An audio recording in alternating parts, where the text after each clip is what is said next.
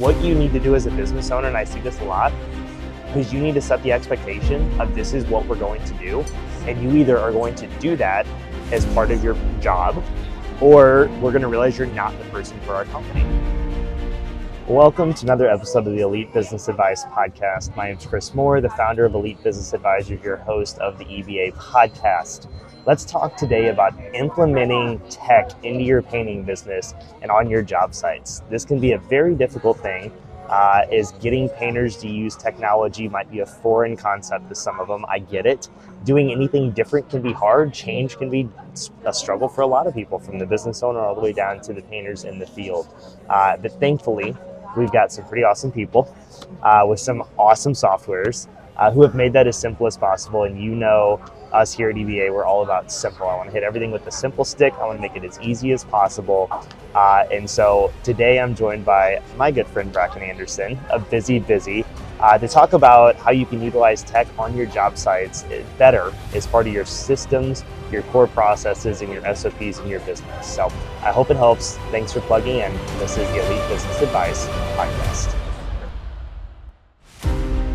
Bracken, thanks for agreeing to do this. I hope I'm not holding you hostage here. Where are we recording this from? We are recording this from the beautiful Hotel Del Coronado in San Diego. I mean, really the way that Chris got me to record this podcast, regardless of the fact that I do, believe it or not, like Chris and I like Elite Business Advisors.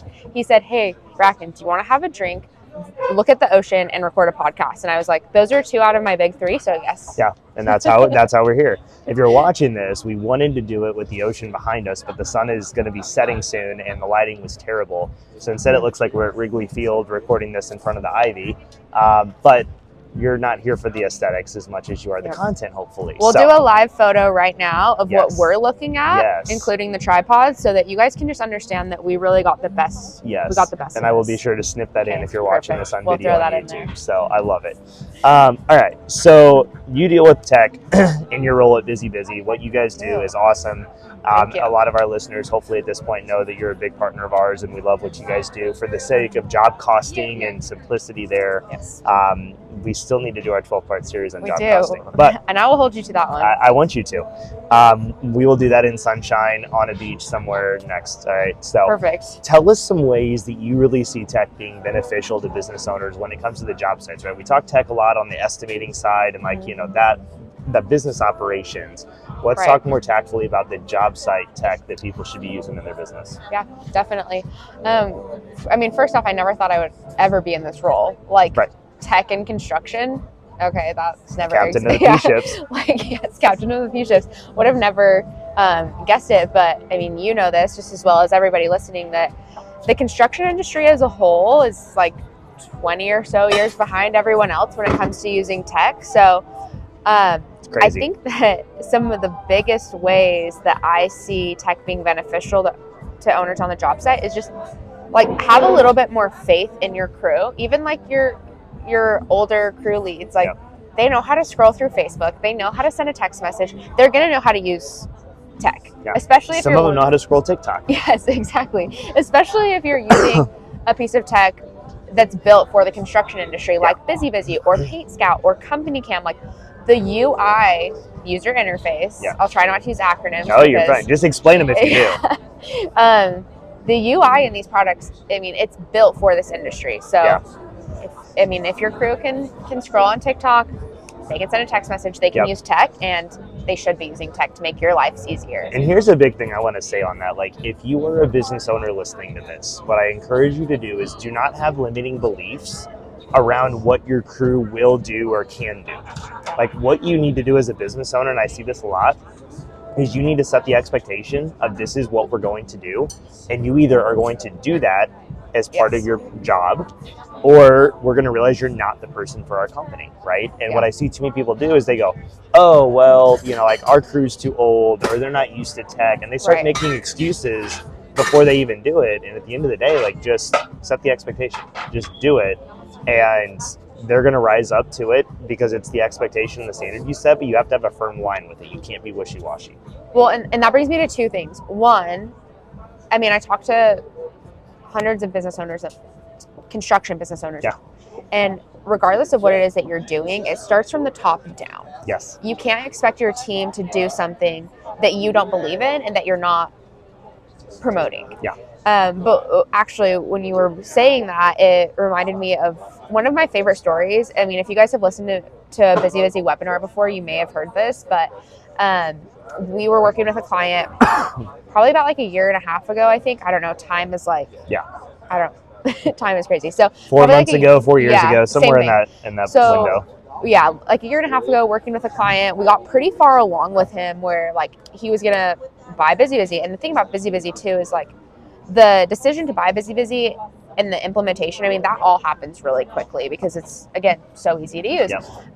But he was like all in. We'd had a couple meetings with him, and he was working with another sales guy on my team. And all of a sudden he like reached out and he was like, we're done. I'm not implementing BusyBusy. I can't do this. And the guy's like, okay, like that's fine.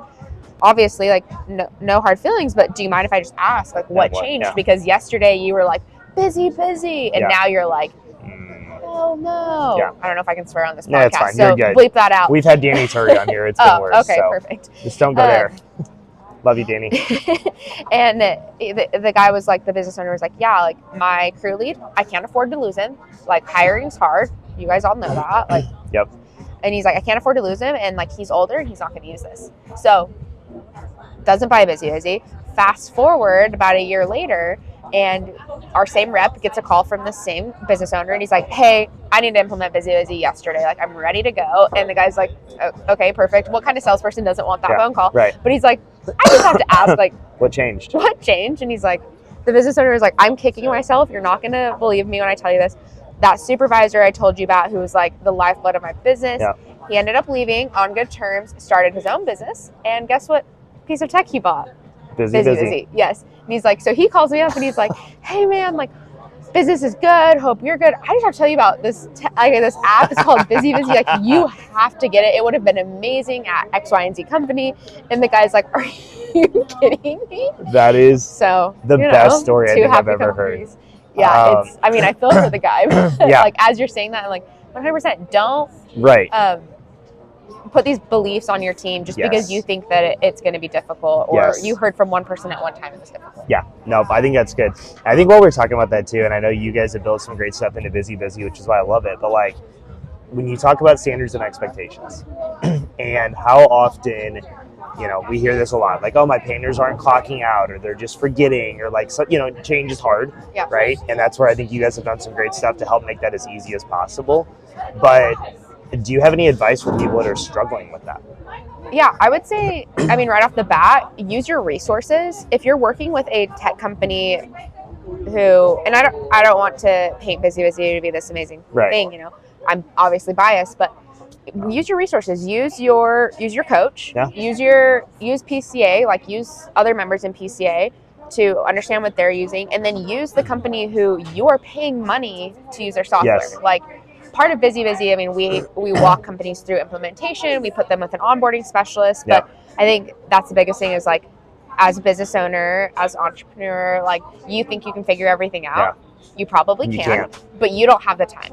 Which brings us to a whole other thing that we were also going to talk about. It's like, you don't have the time. So lean on those people. Use ChatGPT. I know it's a hot topic. It's so true. But and that's the biggest thing. Like, even Juan Vasquez, he was talking to me today or last night, and he was like, you know, the first 3 months, kind of hard. And now I love it. He actually bowed down to me. And I was like, wow, this is crazy. But the whole thing there is, I was like, reach out to me. Like, call me when you have questions. Don't, I mean, use your resources. No, I think that's great. I think that's great. And I think, you know, what I would say on that is you have to be consistent with them. And you have to put the right processes in place in your company to adapt to the change and the new behaviors. And again, with your guys, like, daily pings and updates and stuff, that it makes it so much easier. But I think no matter what you're doing, if you're implementing tech, you have to just be consistent with it.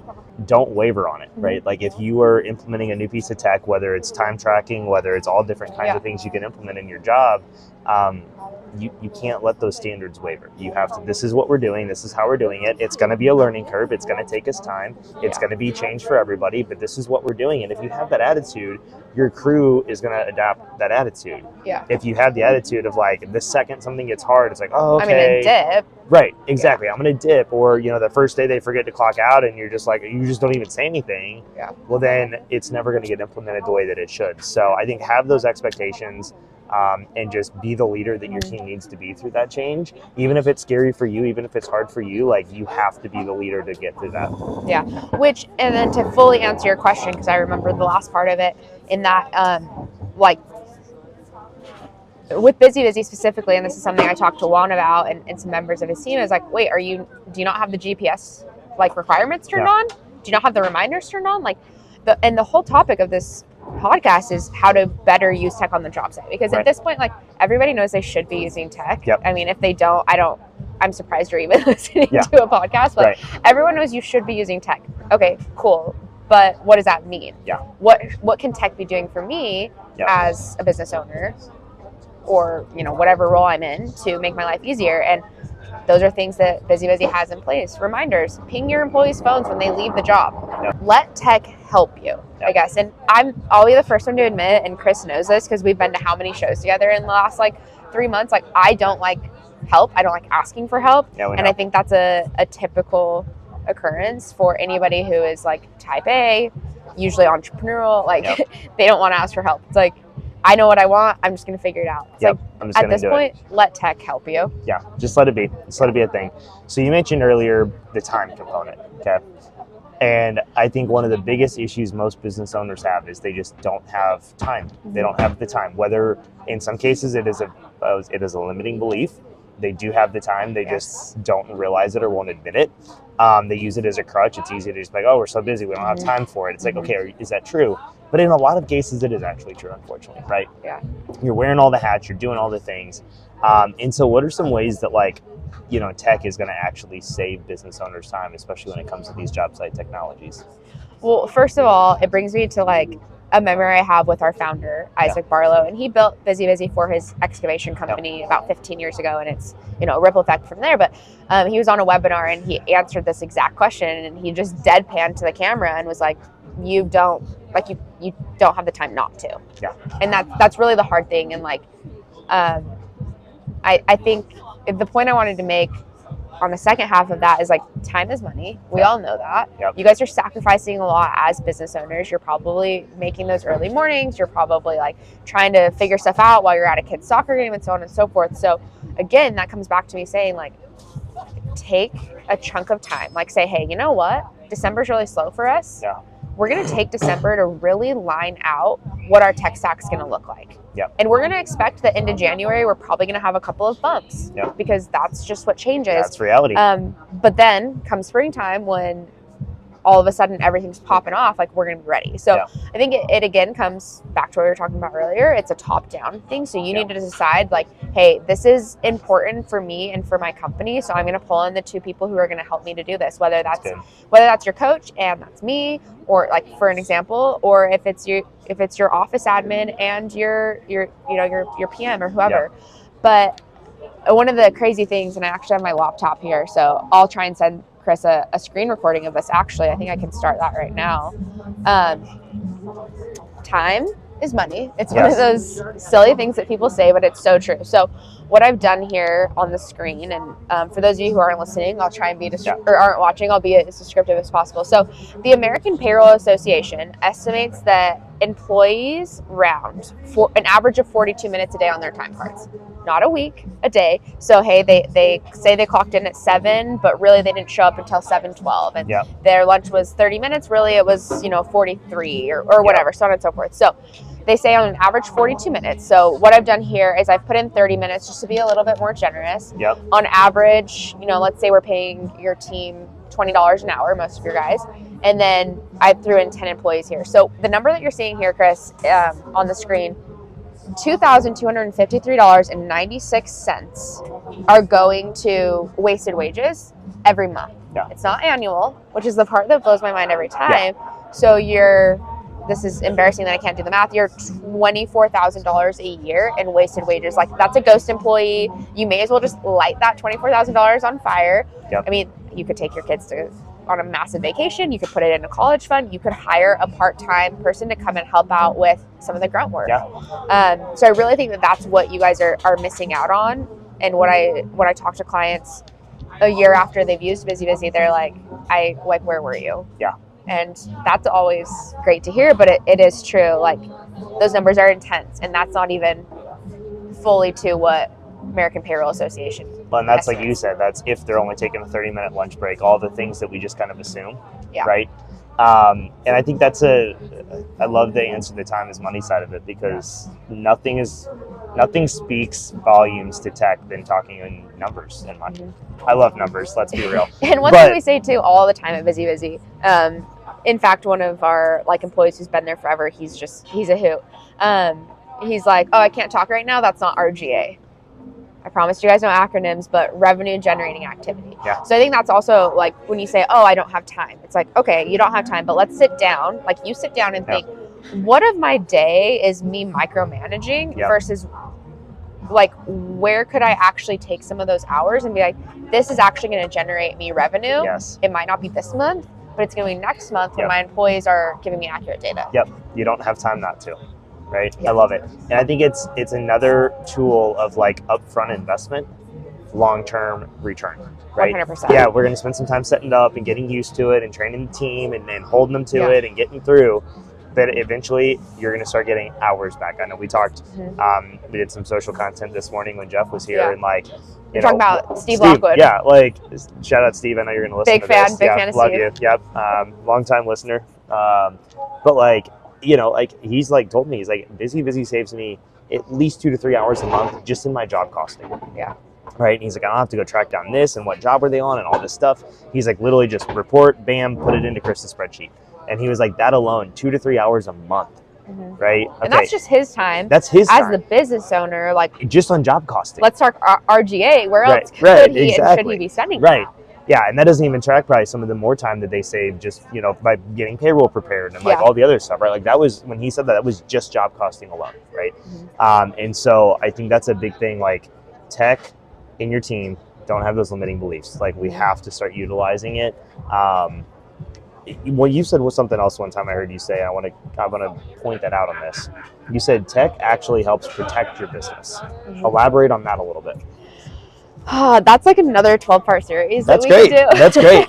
That's great. How are we on time? No, I'm kidding. Yeah, no, seriously. I mean, there's a lot of different ways. I think there's a couple different elements to it that I see a lot with business owners, and also that I hear them talk about. Yeah. So one is increased visibility, being able to actually understand like what's happening on all of your job sites, because I run into way too many business owners who are like, well, we had more money in the bank this month than we did last month, so like we must have done okay. Right? Yep. And like, I'm sure there's a lot of people who will listen to this who have been guilty of that at some point, but so it's protecting you in that sense. Like it's giving you the ability to be like, why is this job going over budget? Or why are we so close when we're not even close to being done? Right. What can I do in this live time, like right now, to adjust? Do I need to pull somebody off? Do I need to put more people on?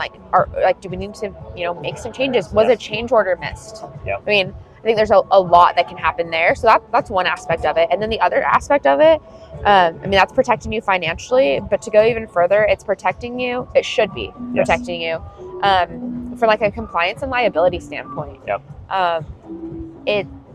We say all the time at BusyBusy, he with the most documentation wins. And that's just that's a pretty common saying within like the legal world.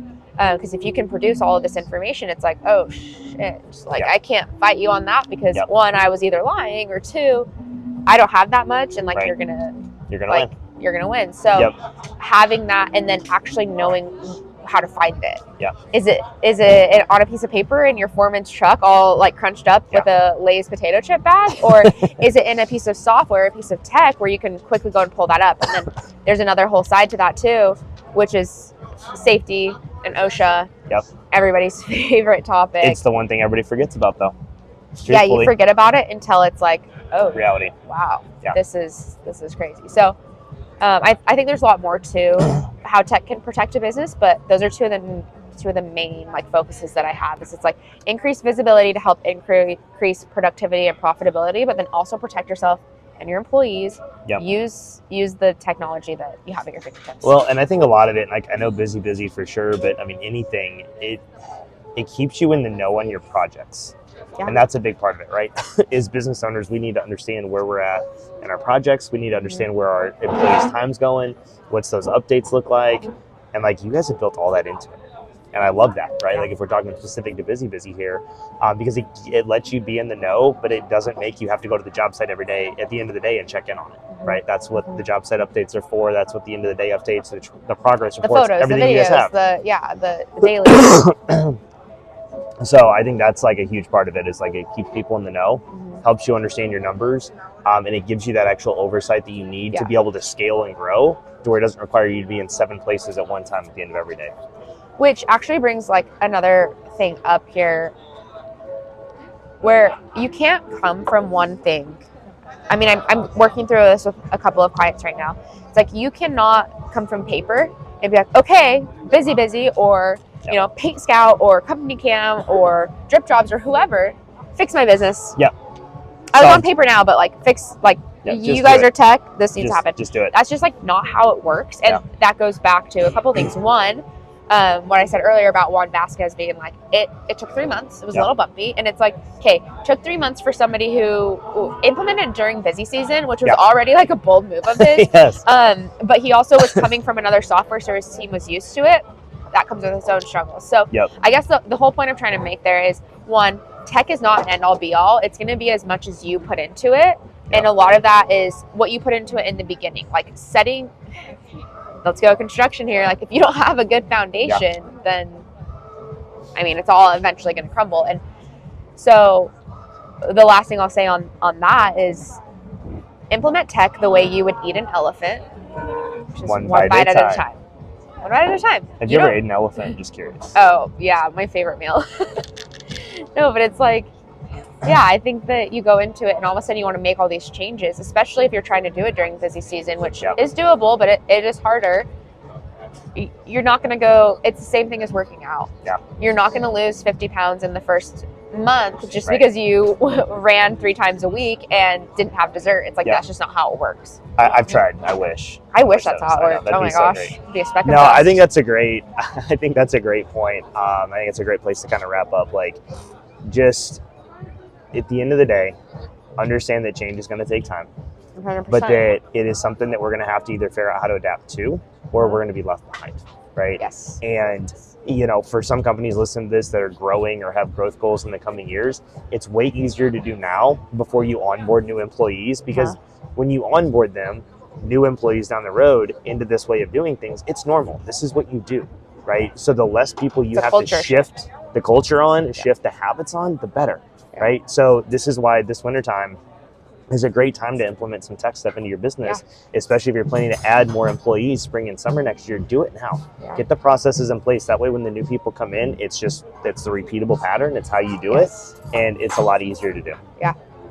We're literally running out of daylight here. Or otherwise I could go on much longer. But no, we're going to watch the sunset instead. So the biggest thing there too, I mean, you hit it on the head, is like, it's a culture thing. You're going to get out of it what you put into it, and that's anything. Like let tech help you.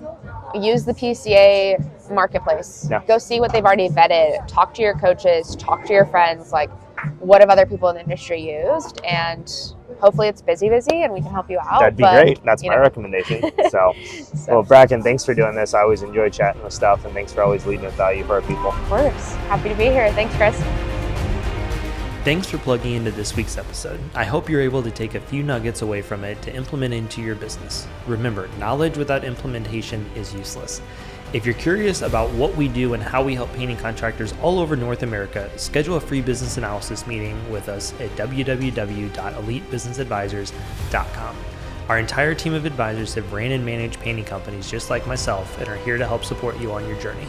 We have packages available for contractors at every stage of business, from flying solo and just starting out, all the way to multi-million-dollar businesses.